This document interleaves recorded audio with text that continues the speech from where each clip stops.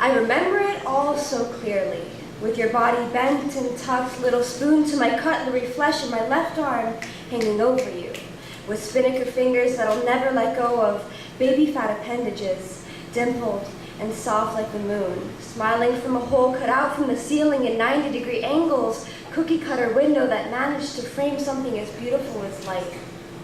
I remember it all so clearly, with the sun rising over the Pacific after it fled from our eyes after we wished we had been kissed goodnight. The room was dark, and the sheets were cold, but our pillows were warm. No, they were wet. Painted honest from the tips of our lashes. I love you so much it hurts. Sometimes I think back to when I wouldn't let you touch me, and we could only bond over karaoke.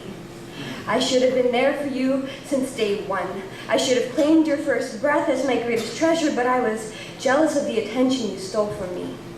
It took me years to unfurl my misshapen molting wings and let you find refuge there. I regret every night Mom and Dad wielded their words like swords and left you to deal with it. Left you and your 8-year-old heart to make sense of bleeding from wounds that spilt no blood and make sense of which direction to walk in when the only path was one of dry tears, and left you to choose whose side to take. When the fork tore the road in half, I left you. I let you grow up with the shadow of an older sister who spent more time tuning her violin than laughing at your jokes. I remember that night.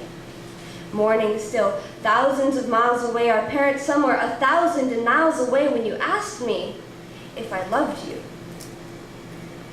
And if our parents were to die, what would happen to us? I wanted to weave you security in a blanket that would never snag on what-ifs and maybes. I wanted to dig my nails into my chest and pull out my heart with all its loose strings, still choking in a promise that you'll always have me. I've spent more time ignoring you than telling you I love you, because one is easier to do than the other, but I'm not so lazy anymore because I can remember it all so clearly.